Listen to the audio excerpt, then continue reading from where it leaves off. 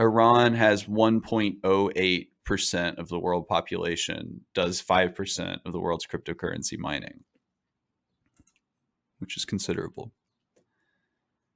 So okay, so I have The Uninhabitable Earth here, Life After Warming by David Wallace Wells on my desk. I read this recently. 5 years ago, so this was, I think, came out in 2019. 5 years ago, hardly anyone outside the darkest corners of the internet had even heard of Bitcoin. In 2018, it was briefly projected that mining would soon consume more electricity than is generated by all of the world's solar panels combined. A Bitcoin crash meant that prophecy was never fulfilled, but the trajectory of streaming is less likely to bend suddenly. And in 2019, one think tank estimated, for example, that internet pornography already produces as much carbon as the nation of Belgium. So that's great. Keep posting Hey, my favorite thing, a lot of like materialists will look at the internet and be like, oh, obviously this is just an effort to stave off the falling rate of marginal profit, Right. from capital, right? Like the capital ran out of material to exploit, and so had to invent the internet as like sort of like a imaginary market for the invention of new, to fulfill the need of ever rising and expanding production and growth, right? Yeah. But like and I think materialists have often sort of poo-pooed it, right? It's like, oh, look at this fake thing the capitalists are running, that doesn't actually produce anything. But I guess that's not true, right? The internet is just as capable of kicking enough carbon in the atmosphere to kill us all as any other industry is, and I think it's really heartening. Yeah. Here's another really, really good quote from this book. The cryptocurrency Bitcoin now produces as much CO2 each year as 1 million transatlantic flights. There you go. So, I mean, that's staggering. And I think that's particularly relevant when we sort of harken back to Elon Musk, Tesla, just selling all of their Bitcoin. And they publicly said the reason they did that, as we've discussed, was, Bitcoin is bad for the environment. But that's clearly just a bunch of fucking bullshit. And like, Elon Musk bought low and then sold high and then crashed the fucking markets. And then said, "Oh, we did it because it's bad for the environment." Like, I care a lot about the environment. They lost $365 billion in Bitcoin. That's a lot of people, probably some working class people, who lost money. And just because Elon said, like, screw it, I don't really care, and that's the result. That's exactly the type of behavior that we closed out our interview with Bennett talking about. It was right there. Right. And of course, we were recording that a full 3 or 4 weeks before Musk dropped out of the market. But at the end of the day, we were just talking about crypto, like poor crypto literacy in Iran. This is no different here. I mean, it's have you ever heard like a group of people who are like, like kind of like in one breath talking about like the money that they have risked on DraftKings, and then like the conversation switches like a beat, and then they're on to crypto? Have you ever like been a part of one of those conversations? Doesn't surprise me at all. Like, I mean, it's always like, it's always like the types of people you'd expect, right? Somebody who is just starting to get into an income bracket where they need to be taxed more, and they're like, you're like, damn, Jaguars not covering the spread. Anyway, how's your Doge stock going? Right? And it's like, it's beautiful. It's beautiful. Oh. Anything to separate the anything to separate those who've recently acquired middle class status from their disposable income. A federal trial out of West Virginia this week alleges that drug wholesaler McKesson and a few others are liable for having shipped millions of pills to the 90,000 person town of Huntington, West Virginia. The company sent internal memos telling employees not to refer to such orders as suspicious when they were fulfilled. Isn't this the same company that called them all pillbillies? No, that was a different company, and they're named in this suit too. Of course. All right. Well, I'll try to keep them straight.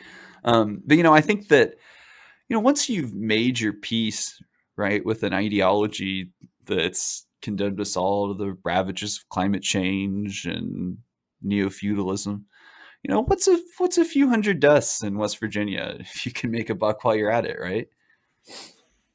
I think that I think of when I think of this of the opioid crisis, I think of that comic where there's like a mushroom cloud floating in the background and Oh a no. couple of people around a campfire who say, "Yes, we blew the world up, but for a few bright shining moments, we created a lot of value for our shareholders." And Mm-hmm.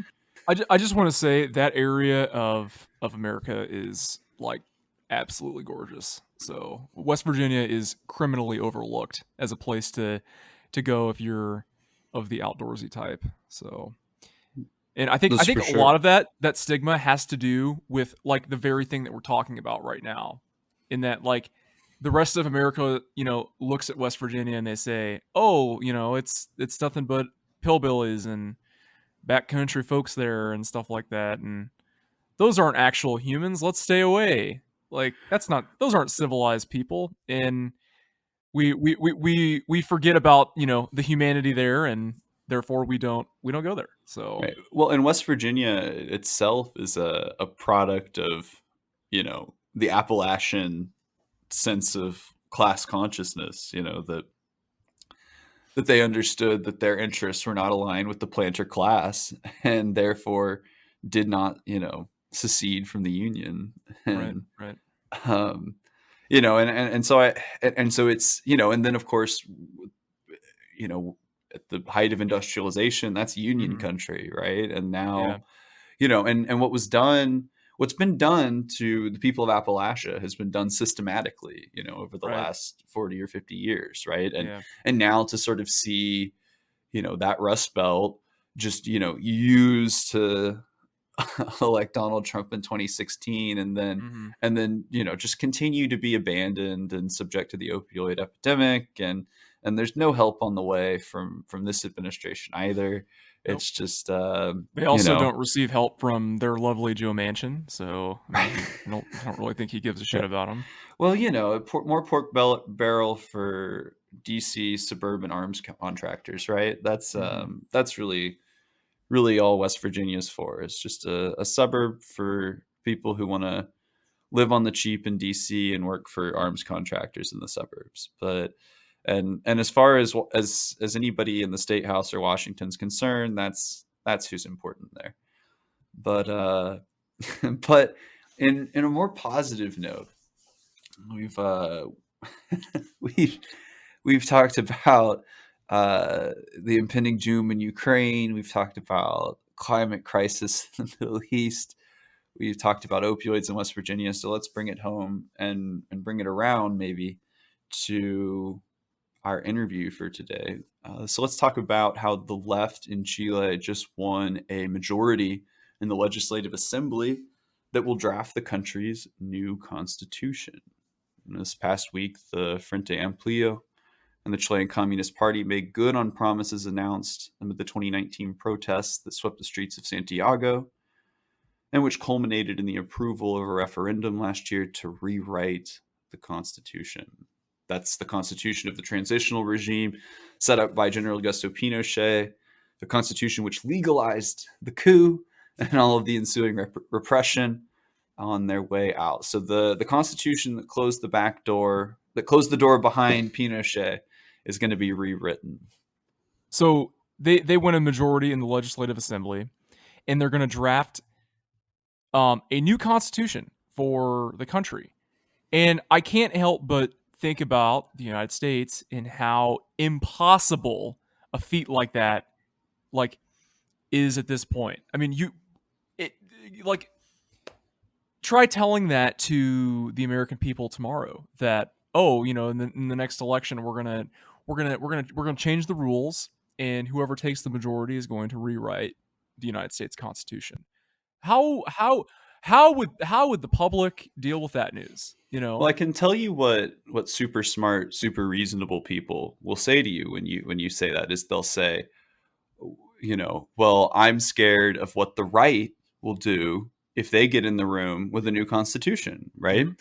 And I think that, admittedly, when people would ask me about like, well, what's going to happen in Chile? Because remember, we got back from living there just before the manifestaciones of 2019, Uh-huh. and everyone was like, well, what's going on in Chile and all this stuff? And I was like, I don't know. They're going to go to the polls next year and decide whether or not to rewrite the Constitution. And that was kind of always, what was going to come of those protests that really just sort of shut the country down for almost 4 months or something. But then they went to the polls and they voted to, in this referendum to rewrite the Constitution. And then people would ask me, okay, well, now what? And I was like, I don't know, man. If the same neoliberal ghouls end up writing this constitution as allowed the last one to be written, Mm-hmm. then I don't see much prospect for change. But then they came out and Santiago really elected, a leftist coalition Mm-hmm. to rewrite this constitution. And I think that what it shows and what the Chileans I think have often shown is that when you offer people meaningful change, they will show up to the polls, right? Mm-hmm. And I think that a lot of what the super reasonable people Mm-hmm. who fear the Republicans getting their hands on a constitutional convention, right, miss the fact that if we actually told people that we were offering them a meaningfully different deal, then you Mm-hmm. might dramatically change the coalition of voters that you're bringing to the polls. Yep. But of course, it is conspicuously in the interests of the pro-capitalist parts of the Democratic Party and the ruling class more general that that case doesn't get made, that's never brought before the people. And so Mm-hmm. instead they say, well, we can't risk a new constitution because the right might beat us, or, and this is Mm-hmm. really to translate, we're not willing to offer substantive enough changes to the system in order to defeat the right. And that is the nuance, right? And this is ultimately what's being said all the time in American politics, is that is and this is the quiet part of what Mm-hmm. liberals do, is they Go ahead. say we can't offer that level of change to dramatically change the electorate.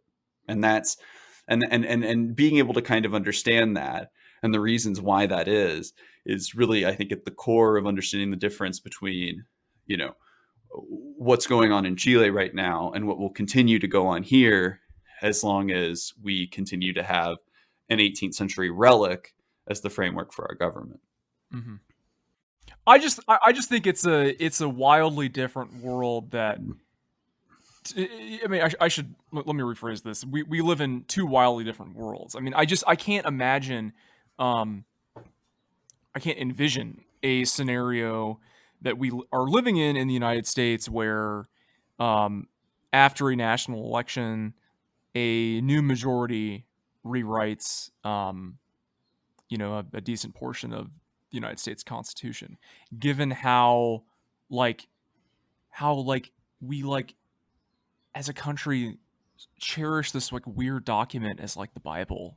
I mean, it's like this holy artifact that like can never be changed, and that's Right. like And so bizarre. democratic, right. And societies that truly have like a democratic sense and and whose people have a democratic identity, uh, they rewrite their constitutions.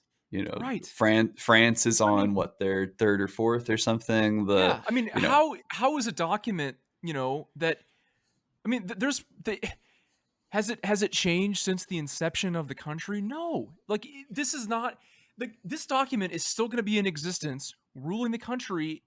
400 years later. How does something that's written in the late 18th century, how is that going to apply to people living in the 22nd century?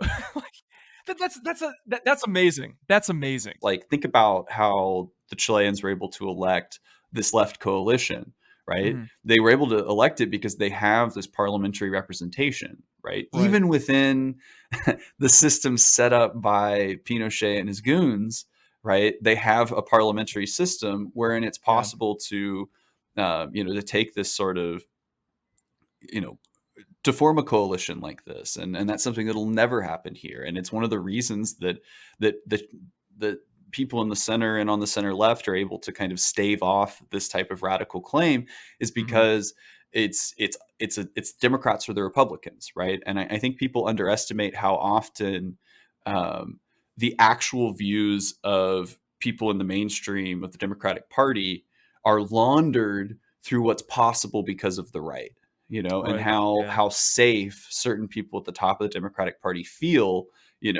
advocating for certain progressive reforms, because they know that ultimately the far right views that are legitimized in the American system are going to, serve as a limiter on what they can actually provide, right? Mm-hmm. And if you don't think that, wealthy guys, at the top of the American federal, political system have the exact same interests on either side of the aisle, right? Then you're being fooled, and Mm-hmm. that at the end of the day, the reasons that, the Democrats can't offer this degree of substantive change, right, is because they understand that the U.S. Constitution guarantees that they and the Republicans get to continue to run these opposing political cartels, and Yeah. that that we're trapped here with them as Mm-hmm. long as this system exists, and that is self-serving, and certainly the topic of some discussion in our interview with Mm-hmm. Austin Mejdrich.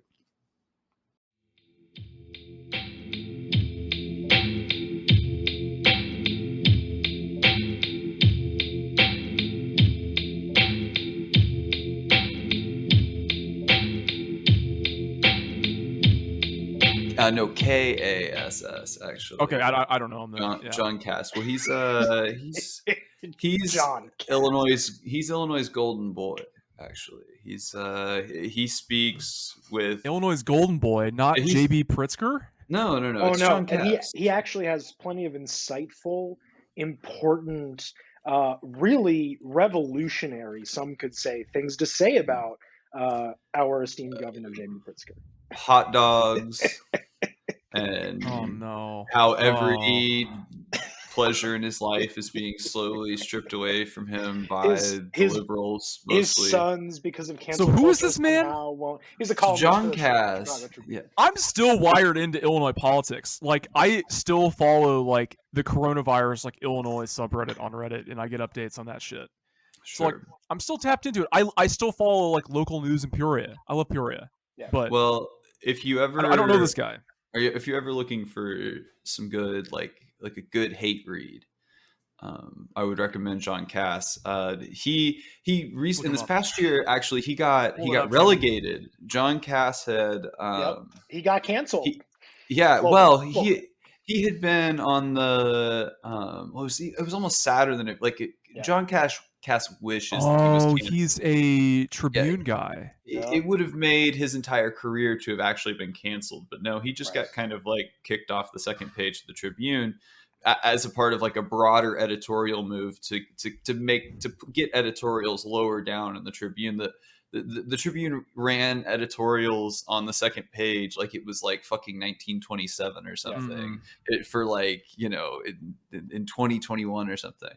And John Cass was like, Mm-hmm. one of like three editors or three columnists who would get this second page on the Tribune for ages. And so, along with Mm-hmm. all of the other pleasures in John Cass's life that he's recounted in excruciating detail in his tenure with the Tribune, among those pleasures that have been stripped away, is now his second page column, and as it turns out, thanks to President Joe Biden, baseball. So baseball has been poisoned by who? Do you might ask, right? Who do George you want to guys? Soros. George Soros. George Soros, he's poisoned all the baseballs. Yeah. He's covered them in a sleeping drought. He's covered them in the blood of dead fetuses. That's right. And yes, it's just baseballs. Certainly not the rickets. They stitch baseballs with stem cells now, thanks to George Soros. We just got those things lying around. Right. You know, I mean, might as well do something with them. So, and this is what I love about John Cass as a writer, is his ability to take you, through these just dynamic emotions, right? So he starts out with baseball's greatest day, which was, as you probably know, April 15th, 1947.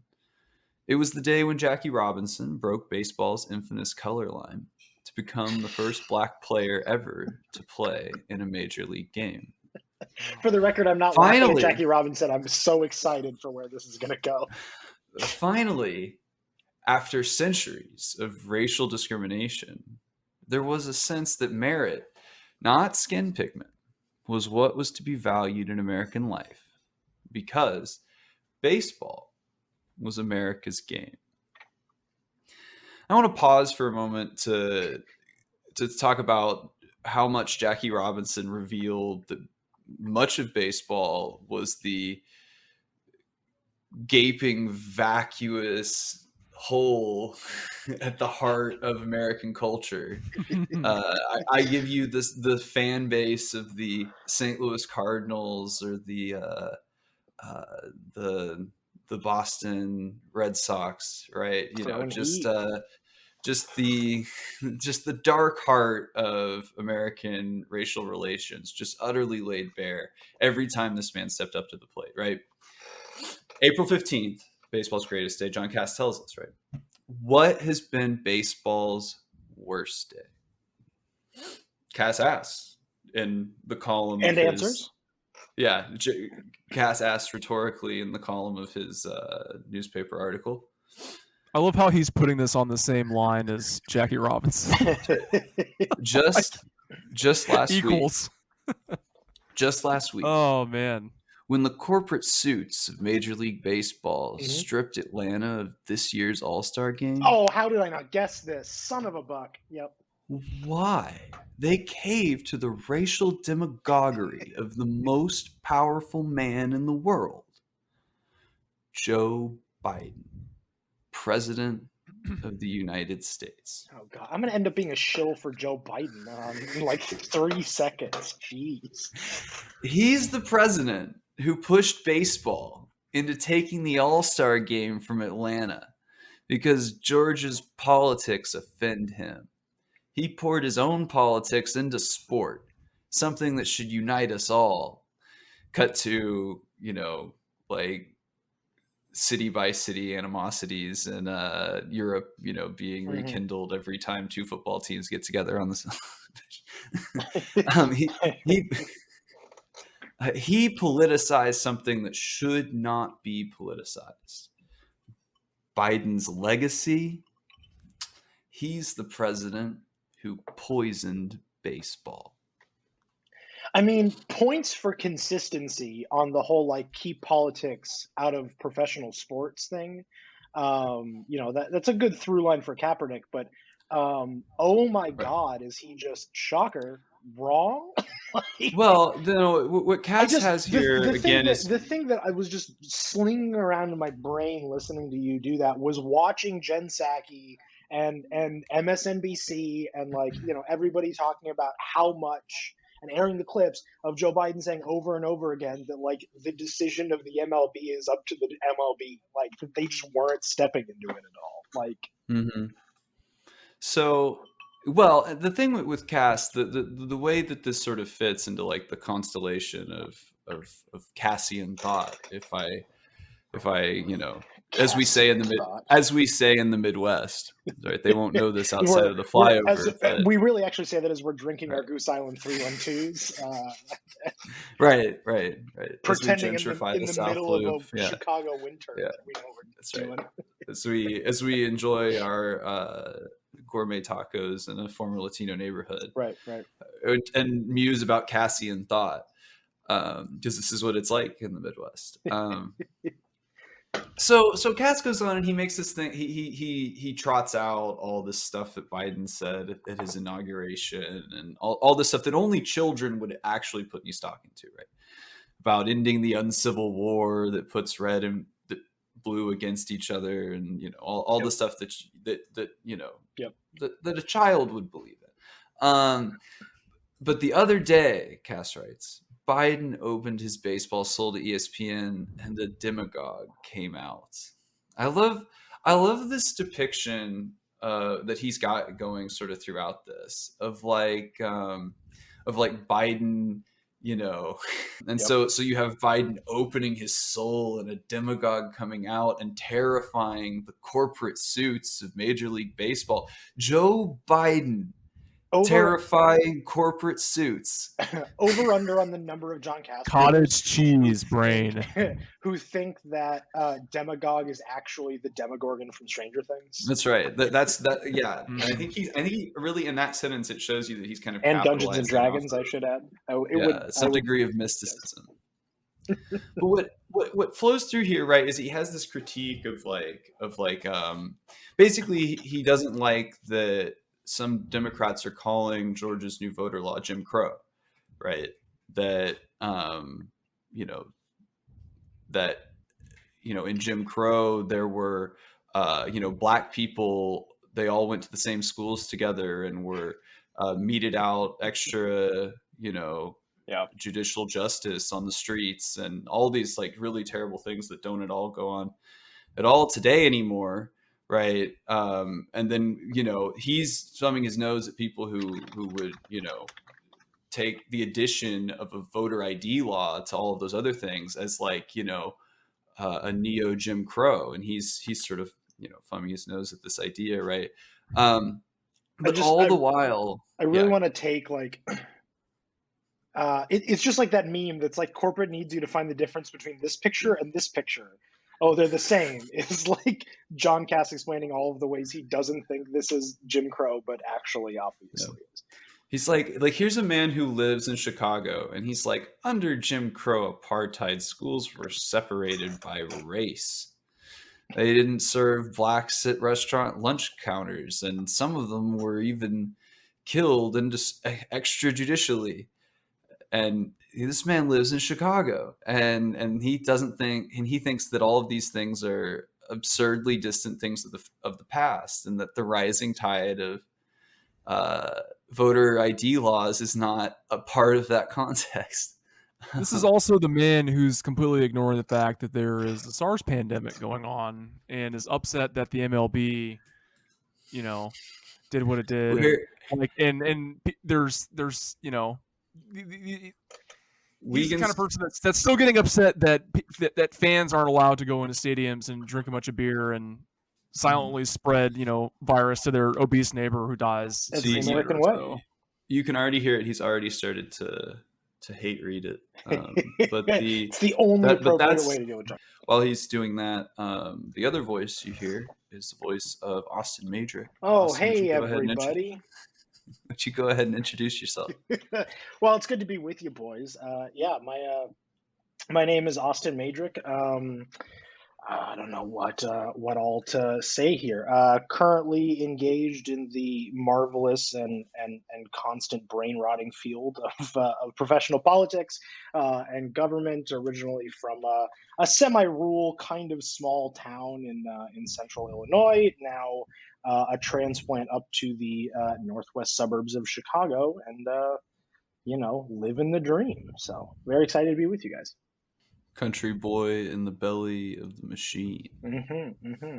It was always, I tell people sometimes around here that, my parents are from the suburbs also, but we grew up, downstate. So I've always felt like I've had one foot in kind of either world until I moved up here and realized how little I actually had a foot in suburbia or metropolitan life at all. But it's fun. It's good. It's a good time. But you're the in-district director for the House rep. I am. I'm the district director for State Representative right? Mark Walker. Yeah, Democrat in Arlington Heights. Cool dude. You could do a whole podcast episode on that man's life, let me tell you. But yeah, so that's what I originally moved up here about 2 years ago and originally started doing communications and outreach stuff for him, and eventually transitioned into being his district director. So yeah, we'll get him on the pod. That's right. We've brought Austin on here today, to do what I think a lot of our early guests are going to do, which is try to rein us in, to keep us from taking too extreme of a position too early. And Austin's here to tell us a little bit about electoralism. And I'll do my best. And I think that in order to, I think give context to the types of things that you're going to talk about, it'll be important to think of the policy that's been passed in Illinois for the last 2 to 3 years, which is, I think, even to callous leftists, even to dirtbag podcasters, is nothing to thumb your nose at. But tell me a little bit about the policy success the Democrats have had in Illinois for the last 2 to 3 years. Yeah, so I think we kind of need to zoom out a little bit to start this little discussion. And basically, for all of the things, the atrocious, awful things that Donald Trump gave us, one of the nicer gifts was super majorities in the Illinois House of Representatives and State Senate, and also handing us, not entirely because of Trump, but handing us one of the most progressive governors in Illinois history by like a 15-plus point margin. Illinois has always been, and we like to say it around here, the proverbial blue firewall here in the Midwest. And anybody with even a cursory knowledge who's listening to this of Illinois politics, knows about the history of the machine and Chicago politics and all of that, which is largely transitioning out as we have more and more younger progressive pod Democrats getting elected, both in the House and the Senate, especially my boss included as one of those, overtaking a lot of places in the state that used to be Republican strongholds. It was even 5-6 years ago unheard of for Democrats, let alone progressive Democrats, to get elected in DuPage County or out here in the northwest suburbs where I'm at, pretty much anywhere, in the suburbs in Chicago. And yet we now have dominant supermajorities in both houses. So that leads to a lot of political capital when everybody's coming in fresh for the 2019 legislative session after all of these huge midterm wins, that ended up getting us legalizing recreational marijuana, as Michael hinted at a little bit. We raised the minimum wage to $15 an hour. We passed the most liberal abortion care laws in the nation. I'm trying to think what else. Just recently, especially in the wake of the unrest and the reaction to George Floyd's murder and the Black Lives Matter movement, the Legislative Black Caucus just passed 4 massive pillars on education, economic equity, healthcare, and the one that's made the most news, of course, criminal justice reform, where we've done a lot on that front to try and make our criminal justice system here in Illinois more equitable and fair. We've got work to do still, but have passed in the last 2 to 3 years some of the most progressive policies you'll find anywhere in the country, actually. And it's been really fun to be a part of, and the tiniest, minute little bit that I have played in that, on the very granular level, is also very exciting. Something I'm very proud of. So, yeah. Democrats are often criticized for the way their politics in the last decade and a half have seemed to focus on the suburbs. Why do you think that is?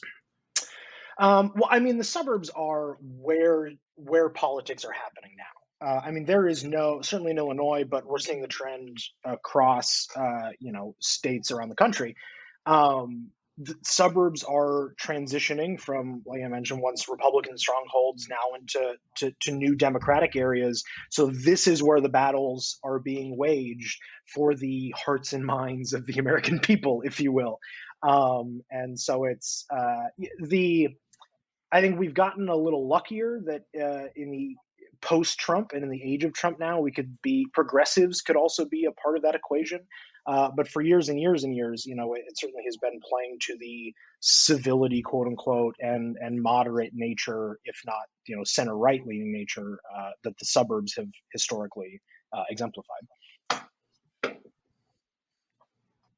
A lot of the policy successes of the last 2 to 3 years Yeah. in Illinois politics have done very little to mitigate widening income inequality, or even and especially racial inequality in particularly Chicago. Should it be any surprise that this focus on the suburbs has resulted in these types of political successes? I mean, that is a good question. I think, for as much celebrating as I think there should rightfully be on a lot of the successes that we have had, we pretty quickly saw where some of the limits are, right? Where reality set back in. The setup of the goals versus reality of our cannabis legalization laws is a perfect example of that, right? That we did take a whole lot of steps and were, to my understanding, the first state in the nation that, as we were legalizing, had a focus on the legislation being responsive to the legacies of the war on drugs and to the disproportionate impacts that wars had on Black and Brown communities, right? And so, as you kind of mentioned, there was a whole targeted approach written into the legislation. I almost said baked into the legislation, pardon the pun, I guess, of making sure that capital didn't step in, right, and get to run away with what is one of the most, literally cash rich, but one of the most profitable industries, certainly in the state and blossoming around the country. That hasn't worked, unfortunately, as well as we would have wanted, because and a lot of it bumps up to just like outright regulations in this sector, right? We can't, through state law, tell Black folks who have done all of the work and successfully gotten a license, who then want to turn around and sell it to a white entrepreneur who is being funded by a venture capital firm. We can't tell them, no, sorry, you can't sell that license for $5 million and radically change your life overnight and now have access to the kind of wealth that your families for generations have not, have had stolen from you in a lot of cases, right? So you bump into it there. But, the stuff out in the suburbs, I think actually the legislative impact, at least in Illinois, because like folks who are listening who aren't in Illinois need to understand that like Chicago is, you can have near an outright majority in the legislature just electing people from Chicago, right? It is that massive of a part of our state. But the folks out in the suburbs certainly help. But where kind of, in my experience, the suburbs have influenced policy over the last couple of years is in the rhetoric and the tone and how we talk about things, right? Case in point, one of them, I think, after all of the unrest a month or a year ago, last May, after the George Floyd killing, and then we saw all the looting and rioting in downtown Chicago and the tiniest number of incidents out in the suburbs, that sparked the largest month-to-month, really over multi-months, increase in folks applying for their firearm owner identification cards, applying for the FOID card that you have to have in order to own a gun. Where were all of those applications coming from? The suburbs, right? Where it was just that explosion once again of racialized concerns about the suburbs. And it was another one of those moments that I think really hit the wall on like a lot of the progressive representatives that we elected out of these areas did a lot of great work for the last couple of years passing this legislation, but now we've got to try and actually make it happen, and that's where the rubber meets the road, right? You're a person who likes having food and a place to live and maybe a car that goes vroom, right? Those are some things I enjoy, yeah. And I've always suspected, despite evidence to the contrary, that the people who work in politics do enjoy those things as well. Yeah. But do you think people foreclose on their political convictions in order to pursue a political career? Yeah, it's a good question, and it's a really interesting one. And I'm gonna be me a little bit here and be like, "Whoa, it's a case by case. There's a lot of gray area here, right?" But I think that there is actually less of it than folks might think. I think there is a certain number of people who absolutely sell out in order to have a career in this industry. I know firsthand people who call themselves leftists or were huge Bernie supporters, right? And then actually went to go work on Bloomberg's campaign because Bloomberg's campaign was paying twice as much as any other campaign was during the 2020 primary, right? So you have those people exist, right? Yeah, but I think that there's the larger subset of those folks are people who, like, the vast majority of their ideology matches up with whomever they're working for or for whatever organization or think tank or whatever they're working for, right? Like when I first started working in this field professionally, I kind of did think like, oh, there's going to be a bunch of sellouts, and if I was any evidence, I was like, I'm just going, this is my first foot in the door, and build up the experience, and then I'm a bounce, and find whatever else works after that. I thankfully ended up with a boss who, again, like 70% of what I believe personally, he's a very strong supporter of. So it works out. But I have found that there's just a lot of people, even in the field, who oftentimes you'd think would know better, who are just centrists or are just Republicans or are just Warren Democrats, or whatever you want to label them. Like, they are just those people, actually. And there's certainly some hedging, I would say, that goes on. But there's a myth, I think, that's often built up about career campaign workers or policy workers or whatever, that we're always playing third dimension or fourth dimension chess, and trying to do X, Y, and Z thing, where this field is actually not rocket science, right? Like, running campaigns, not rocket science, actually. And so a lot of people build themselves up, I think, a lot more than is truly reflective. So I think that there's really only like three types of people who don't have to pretend to think or feel certain things in order to make their living, right? I think that unless you're doing something like fake, like podcasting, or are ultra wealthy, or just like completely featureless as a human being, right? Then you have to don the mask, the figurative mask. Yeah. When you go to work, too on the nose for right now. yeah. When you go to work, when you go to work, you pretend to think and feel things that you don't feel. Right. That's what going to work and working is. And so I flip the question on people who see individuals who have foreclosed on their political convictions to pursue a career, right? Well, what did you do? Right. And for the most part, it doesn't even enter into it for people, right? And for people who work in politics, there probably was at least a chartering moment of idealism, at least. And I think that that it's easy to dunk on people in politics, because they've given up the ability to be 100% genuine. Yeah. And it's easy to catch someone who can't be genuine being disingenuous. Right? And I think the other part of that is that people increasingly, and especially in a world of like cutting edge visual media, they identify a sort of phony quality in the way politicians say and do anything. Yeah. Right. And so there's this, so there's this sort of unfair standard that politicians get, and that people in electoral politics for a career, end up with. And I think a lot of it comes from this like inability to kind of grapple with the way that everyone is pretending, to think and feel things in their job.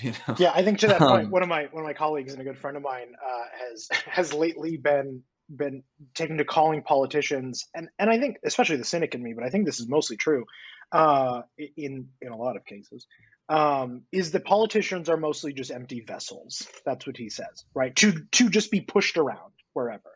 right? And I think that that's true in a lot of cases. That's certainly putting the mask on, and you're parroting the thing, but it's much more like being, there are politicians who are much more influenced by whichever way the winds are blowing, literally at a given second, right? Mhm. But then there are others, especially from doing, from having a background also in like doing campaign work, and we're just coming off of campaign season for local municipal stuff, so it's still fresh in my mind. But there are certainly examples of folks, of politicians or elected officials who, like, they've got like two things they really Mhm. care about, right? And like you always pretty well know that they're going to be consistent on that, and everything else is like shrugs what the party wants, I guess. Or they're those empty vessels that can be pushed around, right? And you can just literally swap them out in elections, and because at the end of the Mhm. day, the cynical campaign worker would say, at the end of the day, what gets people to vote, right? Well, we know that like technically an average of like 3 positive contacts, either by the campaign or by the candidate themselves, usually is enough to clinch a vote, right? And so that's just like, you've got some unpaid high school intern volunteering on the campaign to be phone banking for this person that you could swap out from an identical person from the foothills of the mountains in Mhm. Arkansas, and they'll probably still win the election, right? And so it is, at least for me personally, to this point, it's like in those moments of like finding out what they actually care about, or in the moments where they don't fold, are what really shows you who politicians are as people and what they're genuinely there for. And those are the things that I think, once you figure those out, like that's your inroad to them. I want to build this other idea first so we can go there. And Okay. it's that liberals have this idea of doing that it's possible to do well for yourself professionally, Hmm. right? Um, while also doing good things Right. for the world. Right. In fact, basically anybody who is a proponent of capitalism has this in their ideology to some extent. Right. Mhm. That if I don't hurt anyone in my personal life and pursue professional and monetary success in my professional life, then the world will get better and I will get better Right. at the same time, right? And so I want to put the question to you. Is it possible to do good while doing well? I mean, like on the most general level, I think yes is the answer to that. But I think that like your setup there is really good. I think my in framing kind of the reality of what this actually looks like, and I think part of it is like very similar to the reasons why the suburbs were kind of hoisted up in American culture as the like pinnacle of where you want to live, right? You have access to everything, but you can also at the end of the day pull into your driveway and mow your lawn with your fences up around your house, and you've got like a compound amongst yourself where you Mhm. don't have to worry about anybody else. For most of the history of the suburbs, especially if you're white, everybody looked like you, so you just kind of assumed that everybody had the same, and largely because they did oftentimes, had the same ideology, and we could just get along. But I think that like the idea of doing good for a lot of politicians or a lot of people in this business is like, well, what's the objective of the organization that I work for? What's the objective of the politician that I work for that I think, that I agree with a decent amount? Oh, okay. Do we finally pass legislation that raises the minimum wage to $15 an hour, and just stop the conversation there? Even though even though $15, if we were to actually get there tomorrow, is not enough money for people to survive on in this country. Let alone the fact that we're transitioning over a couple of years here in Illinois to actually to $15 an hour, right? The people go, well, we did an objective good. I'm cashing my check and cool, while they're making $40 plus an hour, right? If you actually average it out, and I think it all comes down to the idea of what, like, it comes down to ideology, right? So for me personally, the things I care about before any political ideology are justice and fairness and equity, are like the driving pillars for how I think about everything. I think that the natural conclusion to any hard beliefs on those topics lends itself to a more leftist ideology, as we have, constructed it in this country. But at the end of the day, if my notion of doing good is, I have a good day at work if I can help a constituent who needs unemployment benefits, and we make some meaningful change or progress towards actual affordable housing goals and actionable things on that nature, right? And that's a good day for me, but that's what I care about personally. Versus, like, if I were, Joe Biden, a good day would be potentially, well, we've cleared $10,000 of student loan debt for everybody. That's an objective good, but it's like right next to the garbage can in terms of actual long-term impact, right? But certainly third way or whatever other interest groups are driving the conversation, or whatever other politicians that work hand in glove with these organizations certainly think that's a good thing that they have done and can call it good, So I really think it's a matter of perspective. Do you see effects from special interest groups in your day-to-day job as like a district director, for example?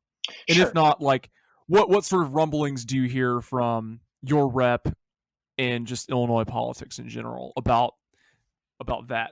I think I want to make this point because I think often people, when they hear special interests, think it is this, like, it's a dude behind the curtain, kind of Oz-esque, almost just handing out stacks of $100 bills, and like, I gotcha, you're gonna vote the way I want you to now. It is so not like that 90% of the time, and if it's like that anymore, it's whining and dining. Yeah, I mean, it's access, right? That's what it is. And so you wine and dine to get access to those politicians, right? But I mean, special interests also include unions, right? And special interests include, if you're on the right, the gun lobby or whatever, right? Literally, some people I'm sure would classify constituents as special interests, technically, and voters. But so I think it's like, there's certainly an impact, some of it positive, right? There are oftentimes we'll have meetings with these folks who bring issues forward that end up being important ones for us and educate us on those topics. And now we have, a better idea of what's going on and issues we can solve. Other times it is, well, hey, we're going to play really nice while we're trying to get you to kill something that is a major priority of ours because you reformed it in the last session and we don't like that one bit. That certainly exists as well. This view of politics that centers interest groups, though, goes a lot deeper than just the way we talk about it in the media or the way politicians throw the term around. Indeed, it's a significant part of the way the political science, academic, liberal elite view the world. Right? That what happens in politics, right, is at the end of the day the result of these highly complex interactions between all of these different special interests that inhabit politics and everything. And I can see how, if your job was to try to objectively describe the world of politics, how that view would be attractive. Yeah. But the thing is that it's a rhetorical and kind of, in the case of political science, an analytical tool, but in the context of politics, it's rhetorical and ideological. And here's what it accomplishes, right? Is it says that, like, an interest group is, on the one hand, a company that says we'd like to pollute this river. Sure. Right. And then the people who drink from the river are another interest group, and they say, no, please don't. Right. And because at the end of the day, politics is just sort of a horse trading between different interest groups, you go, well, we're going to poison the water this time, but next time we're going to forgive $10,000 of college debt. Right. When in reality, it would be just as possible to say that, there's the public, there are the people that we represent, and then there's the things that hinder them from living freer lives, right? Sure. And that this is kind of the view that I take of interest groups is not like the insidious influence of men behind the curtain, but as much as how the men behind the curtain are served by the view of the world that centers the interest group, right? That elevates the claims of a company to the claims of the people who don't want that company to poison their drinking water. Sure. There's certainly an element of reality to that. The things do certainly operate like that sometimes. I obviously I should preface that I don't have a lot of experience at the federal level where it's like you're throwing just boulders compared to what we're dealing with at the state level, left and right. Mm-hmm. They're massive hauls on anything they do at the congressional level, right? But even at the state level, I mean, Illinois is what, the fourth largest state in the country or something, right? We don't do small potato stuff all the time either. And so, like, while it's certainly in my experience, more often than not, what the objective end looks like, and I think this is where, like, this is what the poli-sci professors and everybody who studies this very academically would certainly pull out of it, is like, so for example, one of the senators around our area has been the lead sponsor on a bill to ban the practice of using seclusion rooms in elementary schools, places where you can take students and isolate them, oftentimes if they're students with disabilities and they're having a breakdown or whatever else, right? But state law since the 80s has said you cannot use this or prone restraints also, because those can kill kids. You cannot use these things for disciplinary reasons, right? But of course, like a year and a half ago or whatever, ProPublica and the Chicago Tribune came out with this huge report about kids who had died as a result of these things, right? So the senator's been working on this a lot, and it's been a year of negotiations back and forth amongst interest groups, amongst what clearly the end goal is to put tighter regulations on this practice to ensure kids aren't dying in our schools anymore, right? But how that operates in, like, say, a committee hearing, right? Or if you're in the room negotiating, is you have a group of legislators who don't actually, this isn't their thing, they don't know a lot about it. And so they sit there and listen to the proponent who wants to outright ban this practice entirely and go, interesting. And then they listen to the representatives from the day schools or something for the kids with disabilities, and they make their point about why they need these practices. And they go, well, they made some interesting points. And then you just, like, hash it out, right? Like 9 times out of 10, that's just kind of how it goes. And then you either get to an agreed piece of legislation, which everybody's okay with, or you just don't, right? And, like, that's how it works often, but that's the nitty gritty stuff that folks don't often see. You juxtapose that with, for example, in the economic equity legislation that we passed, priority of our legislative Black Caucus, we instituted at the state level our version of the Community Reinvestment Act, which the federal CRA outlawed redlining, right? And so now all of the big banks are knocking at our door because they don't want to have to be, in their view, overly burdened when they feel like they're already holding up regulations that the feds have set to ensure that they're lending to Black and brown folks so they can buy houses or get loans, right? When the reality is, you look at that issue and they're coming nowhere close to meeting the need. And that's where you get a little bit more in, like, you're dealing with backroom shady politics of all of their antics trying to slip in bills to underwrite or undercut, rather, the genuine progress that we're trying to make on this stuff. And that's where the interest group and the money and the corporations and that ideology really, really comes in. We can make great strides with electoralism. We can use especially local governments and take advantage of their powers and abilities to make meaningful and substantial improvements for people living in a particular place, right? Is that sufficient to meet the challenges of the 21st century?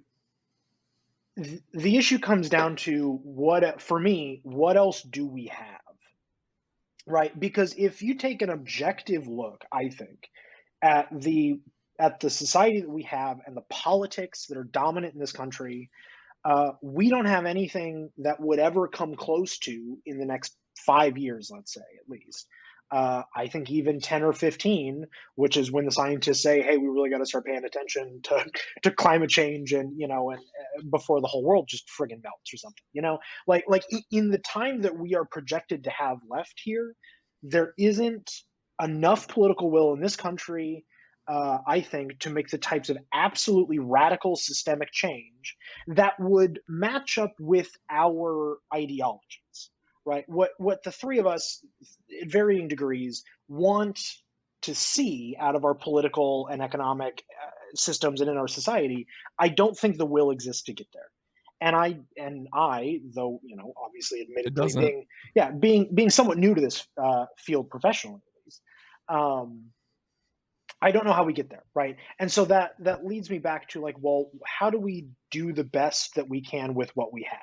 So are we going to get to a point where we have the Green New Deal and in the next 20 years can radically change our energy infrastructure and try and halt a lot of the excesses that exist in this country that lead to climate change?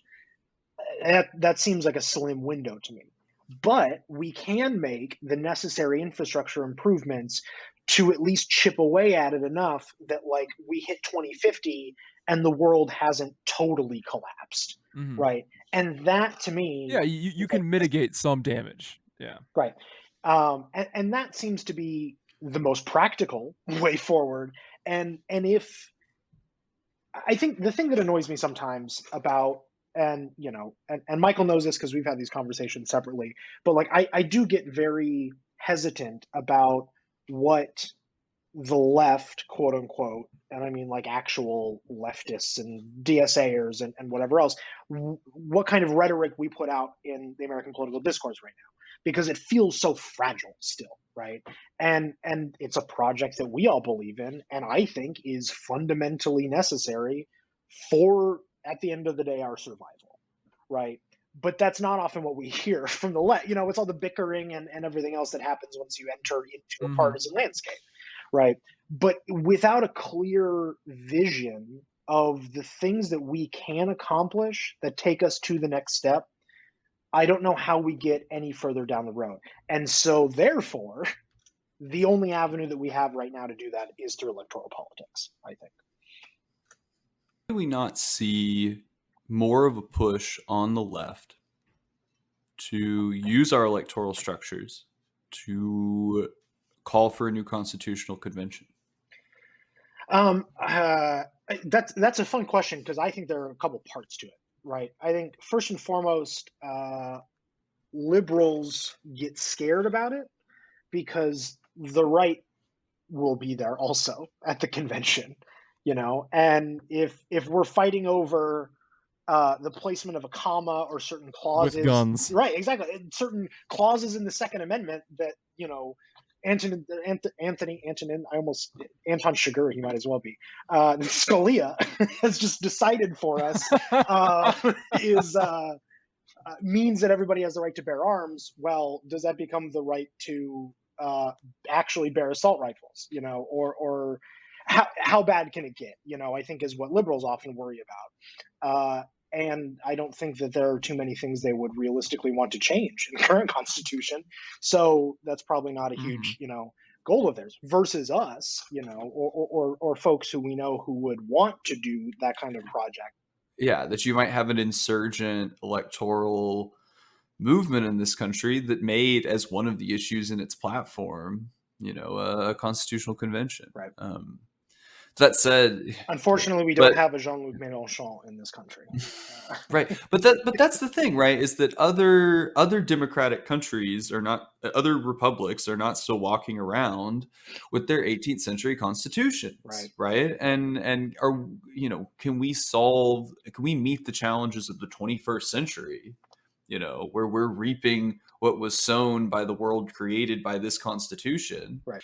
I don't think that I don't want to put that on. I don't want to put that question on anybody, because there's nobody who's really meaningfully bringing that up in our landscape right now. And I think that it's conspicuous, as you watch countries like Chile, and boy, don't they have a reactionary right.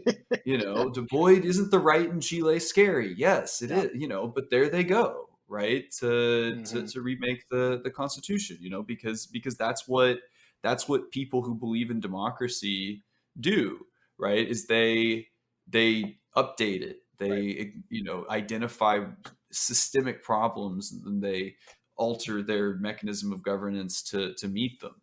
and that is not even there to be done in this system. And I think I think at that point you don't really have like a constitution anymore, right? You have something else. I will just say, sort of like from my own personal experience, people that I know, or I know from where I grew up, who come from conservative families, backgrounds, who were conservative until very recently, have acknowledged and said to me that the Constitution has to change. Something about it has to change. So I think that's, to me. I mean, I don't know how indicative that is of like larger millennial culture and younger conservatives kind of changing their mind and realizing these things. But it makes me wonder though. I hate saying this, but is it simply just a matter of people kind of dying off, old people who hold on to these ideals, and for younger generations to just step up? And I think that there's like the second order response to that point, which is, well, young people eventually become older people, right? Right. But I think that where we may arrive is in a place where the social incentive for taking on those politics is not going to reproduce itself in the younger generation, right? The types of material acquisitions that were made by, our grandparents after the 60s are in no small part the reason why they ceased to have the radical politics, radical in inverted commas, that, that they're essentially bought off by the good bargain of American society. And I think it may be likely that bargain isn't sweet enough to buy people in our generation away from, these types of ideas and all of that. So I think that's what I said. And I think that's an important component. You both brought up some really good points on this, I think. And the other thing that I kind of toss around on this question and in the broader realm of like just how do we move forward with a center left to a little bit more progressive left that we're often trying to drag along with us on some of these issues, right, is Hannah Gatsby in her Nanette special, right, which is one of my favorite pieces of performative art, I guess we'll call it, not comedy, but performative art, talks about how we have an unhealthy obsession in the world with celebrity. Right. And I 100% think that's true, and I don't want to get into a side conversation about cancel culture or whatever, because I could talk for hours about that. But it's certainly relevant there. But I think it is also very relevant in politics. Right. How many of the discussion, it was always very funny to me. And I bought into this a little bit myself. Right. Especially when Bernie Sanders erupts onto the scene in 2016 and you're a very idealistic junior in college. Right. You're going to buy in a little bit to the celebrity. But it's always been very interesting to me to watch folks who at least like to say they're on the left, or DSAers or whomever, go from like all in on Bernie, he's our guy, we've got nothing else, and he's the epitome of leftist political thought, full stop, not even in this country. And then as Bernie fails twice in presidential elections, go, okay, but we've got to pivot away and we've got to do something else, right? Like that's the right answer, of course. Or the number of people who did the same thing with AOC, but now are like, once she started doing the smart, I think, governing strategy of playing ball a little bit with Nancy Pelosi and some of these other folks who we wish weren't in as much power as they are, have pivoted away from like, oh, we can't hold her up as a celebrity and our savior. And that's right, of course, But the other problem, and what I said is, you've got liberals who I think wouldn't even really entertain the idea of reopening the Constitution or rewriting it, because they also, like conservatives, prop up these notions of American idealism and American ideals, right? They're not as rabid about the American flag or the Confederate flag or our like individual founding fathers as many folks on the right are. But look at all of the appeals that Joe Biden made, look at all of the appeals that Elizabeth Warren made, any of them on the center left to actual left, about restoring America to its previous prowess or whatever else. And it is still that holding up the, the glorification of this country, instead of sitting back and being like, it's been very funny to me that people get like flabbergasted whenever we're like, no, actually move a statue of Abraham Lincoln into a museum so we can have a broader conversation about the complex history and politics that he existed in. Because while he was one of our greatest presidents and freed, millions of enslaved people from slavery, he also was a virulent racist. We know those things to be true and can walk and chew gum at the same time. But instead, these ideals are so quote unquote celebrated in this country that I think even for the people who would be our natural allies on this, on the idea of what does an America that actually works for everybody look like, they are less of our allies and more so a weight around our ankles as we try and move forward, purely because they have this nostalgic sense of, of the piece of the American dream their parents bought or something, to your point, Michael. There is this sort of through line to these types of arguments about, sort of why the posture and politics of the Democratic Party are, justified or prudent or good praxis, right? And they usually do tend to rely to a certain extent on this portrayal of public opinion in the United States that is, at least to some extent, disingenuous. Right. That in fact that much of these policies are incredibly popular, and I think that for a lot of people who, I think a lot of people implicitly understand that. I don't think that people who aren't that engaged in politics perceive of a public that's like super divided on stuff, right? Right. And that they're not, the people who aren't super invested in politics, who haven't picked a team in our electoral politics, they hear this like portrayal of the American public, and it doesn't, they can't square it with what they actually live, and I think a lot of that is because there are differences and striations in the American public. That's not what I'm saying, but I think that there is a lot more consensus, especially on certain aspects of the center left political agenda than is revealed in this sort of view of American politics that sort of locates right. The Republican Party as sort of the source of all evil and dysfunction. Right. Yeah. And I think that's a good point to bring up, in that we too often, I think, forget that the most influential talking points, policies, whatever helps kind of make that myth you're talking about, really is only being delivered to and made by a quarter of the American populace, given how unengaged our electorate is, for better or for worse. And I think that there's a certain argument to be made that you don't necessarily need to have everybody engaged. More people engaged in public life, great. I'm all for it, right? But at the end of the day, I kind of want a version of our society that does just work for everybody.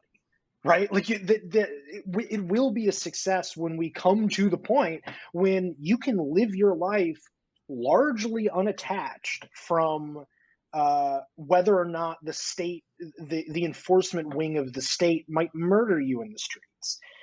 Like when you don't have to worry about working 3 jobs in order to put ever increasing an ever more expensive roof over your head. Right? Like those are things to wish for, but of course that's not even what's portrayed half the time. At the end of the day, we don't live in China, where if you talk shit about Xi Jinping on Twitter, you don't have Chinese military officers visiting your apartment at 3 a.m. So the question is, though, actually, will I immediately get bugged if I start referring to him as Winnie the Pooh? Am I on a list in China somewhere now? No, we're Supreme Leader Xi. Don't listen to them at all. We would very much like to be available on your media outlets. That's I retract and firmly apologize for any slanderous comments I may have just made about right. And swear all about the head of fealty the Chinese to Communist Party. communism with Chinese characteristics. No, no, that's right, Wiegand. You're right. We live in a relatively open society here, and we should use that to demand a government that could overcome and transcend problems rather than just insulate and mitigate. And Now I we're think talking. that is ultimately should be a rallying cry on the left, regardless of which part of the circular firing squad you're standing in.